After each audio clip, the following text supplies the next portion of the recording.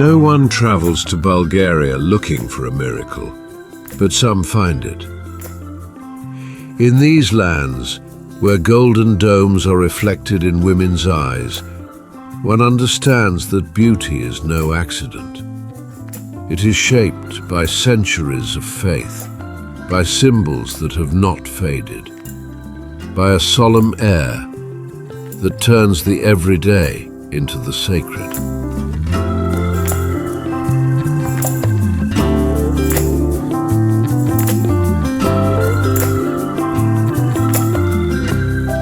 Bulgarian women walk as if they have inherited a secret.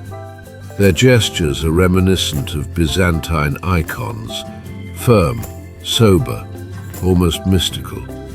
It is not the frivolity of a passing fad, it is something deeper, as if they carried in their blood the solemnity of liturgical chants and the patience of candles lit in the dim light of a church.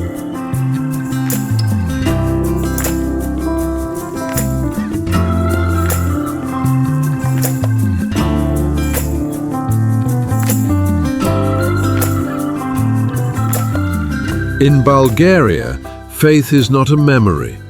It is a pulse that still beats in every corner. Just step inside an Orthodox church to feel it. Incense floating like an invisible veil, Byzantine icons staring at you with eyes that seem to pierce through centuries, the gold of the domes reflecting a different, almost supernatural light.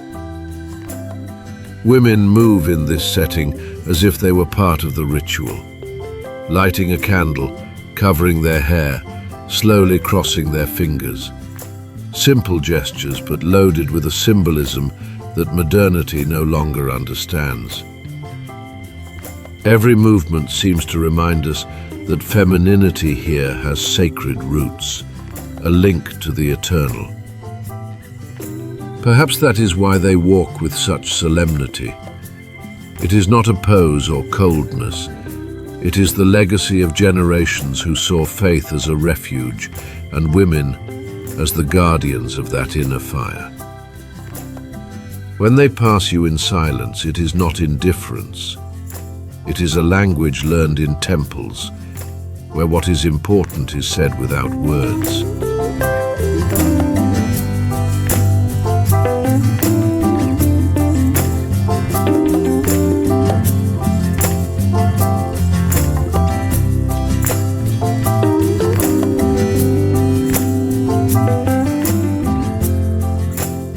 They look different. That mixture of tenderness and seriousness is disconcerting. They don't smile out of obligation. Their silence speaks louder than 1,000 words. And yet, behind that learned toughness, there beats an ancient need, that of a man capable of supporting them, not because they cannot do it themselves, but because they know that a shared burden is easier to bear.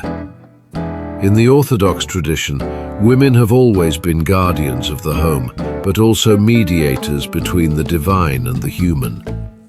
Their strength is not arrogant. It is quiet, dignified, sometimes even intimidating.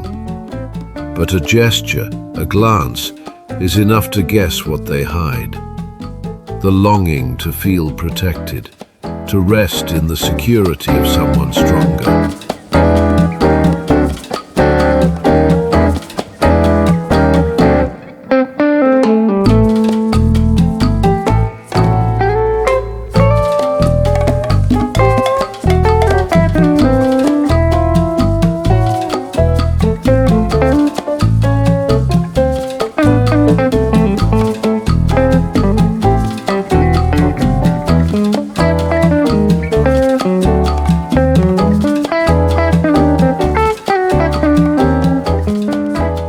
That is where travelers encounter an uncomfortable revelation.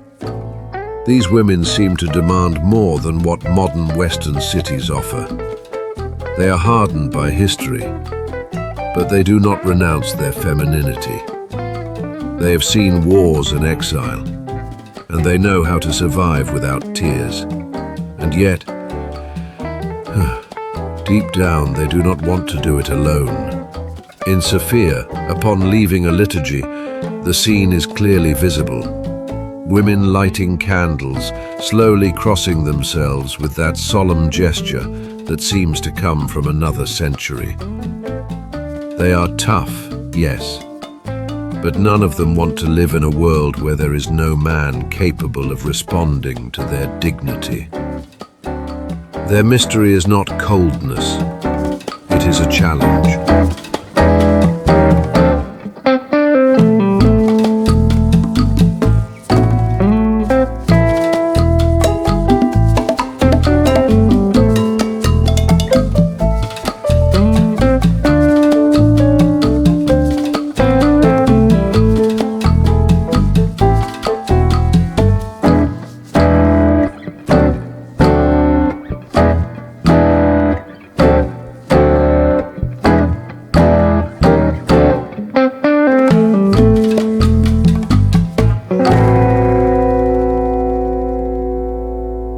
They are not looking for a savior. They are looking for a partner who understands the sacredness that still beats within them. A man who knows when to be silent and when to protect. Because even though they appear to be unbreakable, they want to feel themselves in the arms of someone stronger than the stone of their cathedrals.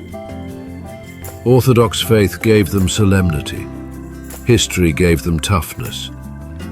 But nature gave them something else, the need for balance. And therein lies the opportunity, or perhaps the temptation. Those who can see beyond their serious faces will discover a reserved sweetness, a warmth that is not easily given. But when it comes, it is unbreakable.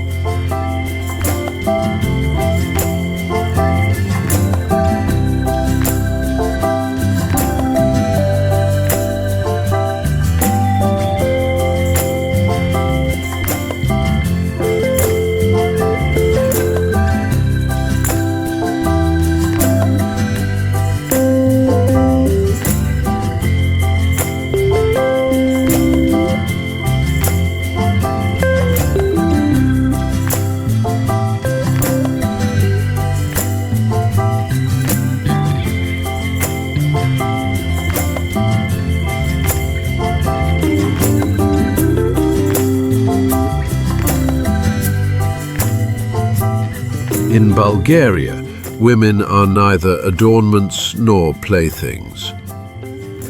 They are a force that compels men to stand up straight, to prove that they can still be men in the fullest sense of the word. And at that crossroads between the Byzantine and the human, between the mystical and the feminine, perhaps the final lesson lies hidden. It is not enough to admire them from afar.